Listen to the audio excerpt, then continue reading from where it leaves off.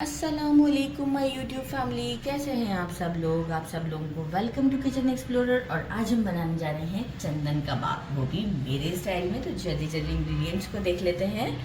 सबसे पहले हमने लिया है हाफ के जी ये हमारा बीफ का मिंस है, और हाफ के जी हमने लिया है चिकन का मिंस। अच्छे से पहले तो मैंने वॉश किया था, मिंस मैंने खुद किया है, क्योंकि जब आप मिंस लें तो फिर इसे आप वॉश नहीं कर सकते हैं, क्योंकि कबाब टूट जाते हैं। तो मैं गोश्त ही ले लेती हूँ और घर में इसे मिंस कर लेती हूँ। अगेन हम इसे एक बार मशीन में चलाएंगे with all spices. 2 tablespoon roasted चना पाउडर, 1.5 टेबलस्पून हरी मिर्चें, तकरीबन 10 थी छोटी वाली। स्प्रिंग अनियन, हरा प्याज, उसका ऊपर वाला हिस्सा इस तरीके से मैंने ले लिया है। अगर बड़े हैं तो 2 से 3 लीजिएगा, ये छोटे छोटे थे तो इस तरह से काफ़ी ज़्यादा हो गए हैं, 8-10 से ऊपर हो गए हैं। 3 टेबलस्पून कोरिएंडर बहुत बारीक कट कर लिया है, और हरी प्याज ले ली है अराउंड मेजरिंग 1 कप के करीब, और इसे इतना बारीक काटा है मैंने, राइट। बाकी हमें चाहिए 1 teaspoon garlic powder, 1 teaspoon Kashmiri लाल मिर्च पाउडर, 1 टीस्पून कुटी हुई लाल मिर्च। फ़िलहाल 1 टीस्पून सॉल्ट लिया है, अकॉर्डिंग टू टेस्ट हम कम ज़्यादा कर सकते हैं। 1 teaspoon red chilli powder, 1.5 teaspoon garam masala powder, 1 teaspoon roasted कुटा हुआ ज़ीरा, 1.5 टीस्पून रोस्टेड कुटा हुआ ज़ीरा, 1 टीस्पून भर के चिकन पाउडर, 2 पिपली लिए हैं, और 1 टीस्पून कबाब चीनी लिया है। इसे मैं पेस्टल में पीस लूँगी, बारीक पीसना है। 1 टीस्पून लिया है मैंने कचरी पाउडर। 2 टेबलस्पून भर के लेंगे पपीते का पेस्ट, और मैं वैसे भी ग्रीन को वो करती हूँ, इग्नोर करती हूँ, क्योंकि थोड़ा सा करवाहट आने का खतरा होता है। तो मैं ये येलो भी कच्चा ही होता है, बिल्कुल पका हुआ नहीं होता, तो ये मैं पीस कर रखती हूँ। 2 टेबलस्पून हमें ये चाहिए। अराउंड 2.5 टेबलस्पून के करीब चाहिए फ्रेश जिंजर गार्लिक का पेस्ट। और चंदन कबाब है तो कैसे स्किप कर सकते हैं हम चंदन को। ईडेबल संदल मिलता है, ठीक है, चंदन संदल, ईडेबल संदल मिलता है। बेशक बहुत ज़्यादा इसका अरोमा होता है, हम पिंच ऑफ ये डालते हैं इसमें, लेकिन ये डालता है इसमें, ये स्किप नहीं किया जाता है। पिंच ऑफ मैं भी इसमें डालूंगी, 1 kg में 1 पिंच आएगा।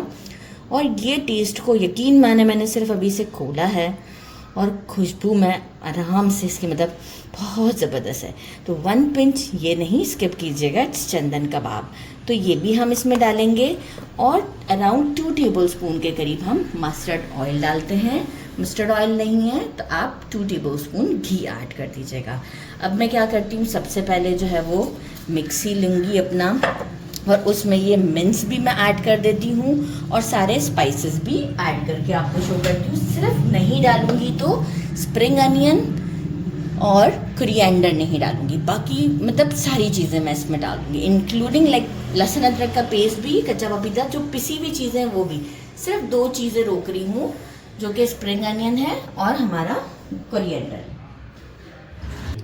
कबाब चीनी को भी मैंने इसमें डाल दिया है, और अब जो है वो पीस के डाला है मैंने। अब हम इसे चला लेते हैं, कुछ पल्स दे देते हैं, मिक्स हो जाएगा। बहुत ओवर में मिक्स करना, तो पल्स की फॉर्म में, क्योंकि हम इसे नीडिंग तो करेंगे, बस प्याज हमारा इसमें पिस जाना चाहिए। अच्छा जी, मैंने इसे पीस लिया है। अगर आपको लगे कि थोड़ा सा ढीला है तो आप क्या करेंगे, इसमें रोस्टेड चना पाउडर यूज़ कीजिएगा, ब्रेड नहीं डालिएगा। पिंच ऑफ हम डालते हैं, देखें पिंच इज़ लाइक, मैं यहाँ पहले साइड पे दिखा दूँ कितना सा डालूँ। बहुत ज़्यादा एरोमेटिक होता है, बहुत ही ज़्यादा, ठीक है। बाकी का हाथ मैंने झाड़ दिया है, राइट। बस इसी से ही आप देखिएगा क्या टर्न आ जाएगा इसमें। Spring onion, coriander. एक चीज़ मैं यहाँ काउंटर पे साइड पर रह गई थी, जो कि था हंग कर्ड। हंग कर्ड मैंने तो 1 पाव लेके ही हंग कर दिया था कि मुझे बाकी दूसरी रेसिपीज़ में काम आ जाएगा। तो हम हंग करने के बाद इसमें से 2 टेबलस्पून यूज़ करते हैं। देखें मैंने हंग किया था तो बहुत सारा पानी रिलीज़ करता है ये मैं आपको दिखाऊं। देखें ये पानी नुकसानदेह होता है हमारी कबाब के लिए। तो अभी बस 2 टेबलस्पून डालते हैं, क्योंकि 2 टेबलस्पून डालने से ही हमारे कबाब सॉफ्ट से बनते हैं। मस्टर्ड ऑयल, घी भी ऐड कर सकते हैं, ठीक है, अच्छा फ्लेवर देगा। मेरा चंदन मैं हटा दूँ यहाँ से। और अब हम इसे इस तरीके से मिक्स करेंगे जैसे हम डो नीट करते हैं, ऐसे मसल मसल के 15 मिनट तक तो मैं कंटिन्यूस इसे नीट करती रहूँगी। इसीलिए मैंने बड़ा सा परात लिया था कि मैं इसे एक कंटिन्यूस नीट करूँ। अच्छा, सॉल्ट भी थोड़ा सा और ऐड करूँगी मैं, तो आप भी according to taste half teaspoon के करीब सॉल्ट ऐड कर दीजिएगा। और यहाँ हम इसे परफेक्ट नीट करने के बाद फ्रिज में रखेंगे फॉर 2 to 3 आवर्स। जितना देर तक पड़ा रहेगा उतना अच्छा होगा। तो जल्दी जल्दी हम इसे नीट करते हैं। और इस नीट करने के बाद आपको खुद से फील होगा कि एक बाइंडिंग सी आ जाएगी इसमें। तो बस इसके बाद हम इसे फ्रिज में रख देंगे, फिर मिलते हैं आफ्टर 3 आवर्स। मैरिनेशन हो रहा है तो हम क्या करते हैं कि एक चटनी इसकी प्रिपेयर करते हैं। बहुत सिंपल सी है। 3 हमने इस तरह की केरियाँ ले ली हैं, पील करके सीड डिस्कार्ड कर दिया है। 2 इंच का जिंजर का पीस है, 2 बड़े वाले साइज़ के टोमेटोज़ हैं और 1 पूरा बल्ब लहसुन का लिया है, देसी लहसुन, और 6 छोटी वाली हरी मिर्च लिए हैं। इसे तो हम स्टोव पर कुक करेंगे। साथ में 1 टेबलस्पून शुगर, 1 टीस्पून भर कर लिया है रोस्टेड ज़ीरा powder, 1 teaspoon red chilli powder, 1 teaspoon Kashmiri लाल मिर्च, 1 teaspoon salt, 1 teaspoon chaat masala, handful coriander, handful mint leaf और 1 मीडियम साइज़ का, मीडियम से थोड़ा छोटा अनियन लिया है। ये सब चीज़ें तो हम बिल्कुल जब इसे प्रिपेयर कर लेंगे चटनी को, तो जब ठंडी हो जाएगी इसके बाद इसके साथ इसे मिक्सी में एक बार जस्ट पल्स के फॉर्म पे दरदरा सा हमें इसे पीसना है। तो चलिए जी स्टोव की तरफ चलते हैं। पहले इसे भी कुक होने पे छोड़ते हैं। पैन लेंगे, इसमें अराउंड 2 to 3 टेबलस्पून के करीब ऑयल ऐड करते हैं। फ्लेम को अभी हम स्लो ही रखेंगे। इसमें हम कैरी, टमाटोज, ये सब इसके ऊपर अच्छे से हम रख देते हैं और इसे लिड लगाकर हम मीडियम टू स्लो फ्लेम पर तकरीबन 10 से 15 मिनट कुक होने देते हैं। मीनवाइल हम जो है वो कबाब्स को भी रेडी कर लेंगे। तो जब तक ये भी कुक हो जाएगी हमारी और हमारी कबाब्स भी रेडी हो जाएंगे। लिड लगा देते हैं और इसे स्लो फ्लेम पर कुक होने देते हैं। टमाटो की स्किन भी इजीली पील हो गई है हमारी, ये भी हम साइड पे करते जाएंगे। और हमारी जो कैरियाँ हैं वो भी मैंने एक बार पलट दी थी ताकि जो है वो दूसरी साइड से भी डन हो जाए। और इसे भी अब मैं जो हूँ वो मैशर से मैश आपको मैं दिखाऊँ। ये देखें कैसे ज़बरदस्त गल की गई हैं, ज़बरदस्त गल गई हैं। बस अब इसे भी हम मैशर की हेल्प से स्टोव ऑन है मैश करते हैं थोड़ा बहुत यहीं स्टोव पर, और बाकी जो है वो हम अच्छे तरीके से हम मैश कर लेंगे। और इसे फिर थोड़ा सा हम करेंगे और कुक, और फिर कर देते हैं ठंडा। मैश करने के बाद तकरीबन 4 से 5 मिनट और कुक कर लें इसी मीडियम टू स्लो फ्लेम पर ही। और इसके बाद फिर हम इसे ठंडा करते हैं और फिर पीसते हैं। अदरक को तो कुछ नहीं होना, गार्लिक और ये सब आराम से मैश हो जाएंगे। कीमा भी हमारा मैरिनेट हो चुका है। एक कोल का पीस रख दिया है और इसे हम ऑयल डाल देते हैं और स्मोक दे देते हैं 4 से 5 मिनट का, जब तक कि कंप्लीट स्मोक इसमें ख़त्म ना हो जाए। बस इसके बाद हमने एक और सेट किया हुआ है कि एक ट्रे ले लिया है। मैं इसे ओवन में भी बना सकते हैं और आप इसे स्टोव पे भी बना सकते हैं, मतलब आप इसे शैलो फ्राई कर सकते हैं। तो मैं इसे ओवन में, जैसे बाहर बनता है ना कमर्शियली और आप शादियों में जो खाते हैं, तो मैं आपको ओवन में बताती हूँ कि कितना इजीली बन जाएगा और स्टोव से बहुत जल्दी बनता है और सेम टेस्ट आता है। देखिए फ्राई का एक अलग टेस्ट है और जो हम ग्रिल करते हैं उसका अलग टेस्ट है। अगर आपके पास ओवन है तो ज़रूर ऐसे कीजिएगा, नहीं तो आप शैलो फ्राई भी कर सकते हैं। लग चुका है। अब हम क्या करते हैं कि एक बोल में मैंने ले लिया है पानी, सादा पानी ले लें। और एक आप चाहें तो, मैंने तो ये नाइफ़ शार्प करने वाला ले लिया है, आप चाहें तो स्ट्रॉ भी यूज़ कर सकते हैं। एक हाथ में हम एक थोड़ा सा अच्छा, मैं बहुत बड़े साइज़ के कबाब्स नहीं बनाना चाह रही। अच्छा, हैंड को ज़रूर आप, और ये जो हम यूज़ कर रहे हैं ना, जो भी स्ट्रॉ आप यूज़ करेंगी तो इसके ऊपर ये ज़रूर वाटर लगा लें और हाथ भी थोड़े से गीले होने चाहिए। ये हम इसमें डालेंगे बॉल को और एक कबाब का शेप दे देते हैं। इजीली दिया जाता है, कोई मसला नहीं है। अगर आप कोई मेजरमेंट रखना चाहते हैं तो किसी मेजरिंग कप से आप मेजरमेंट भी रख सकते हैं। अच्छा, थोड़े से पतले पतले ही बनाइएगा कि जो है वो ये कबाब जो है वो जल्दी से हमारे कुक हो जाएंगे। अब थोड़े से मार्क्स दे देते हैं, मार्क्स दे देते हैं और इसे निकाल लेते हैं। बहुत जेंटली यहाँ से हाथ रखते हुए ऐसे करके पूरा इस तरीके से हम इसे निकाल लेंगे और इसे हम यहाँ रखते जाएंगे। हमारी ये शीट भी ग्रीस की हुई है हमने। इस तरह से सारे रेडी करती हूँ और आपको शो करती हूँ। तो यहाँ अभी 16 बनाए हैं मैंने, वरना टोटल 18 कबाब बने हैं। और अब मैं इसे ऊपर का स्टोव ऑन करेंगे, हम नीचे का स्टोव नहीं ऑन करेंगे। ऊपर का स्टोव हम बिल्कुल फुल ऑन करेंगे और पहले हम इसे कुक होने देंगे। इसके बाद हम इसे तकरीबन 10 मिनट तक इसी तरीके से कुक होने देंगे। 10 मिनट के बाद मैं इसे एक ग्रिल और ऊपर कर दूंगी और इसके बाद मैं इसे उलटते पलटते हुए मार्क्स दे दूंगी, थोड़ा सा ग्रीसिंग करके।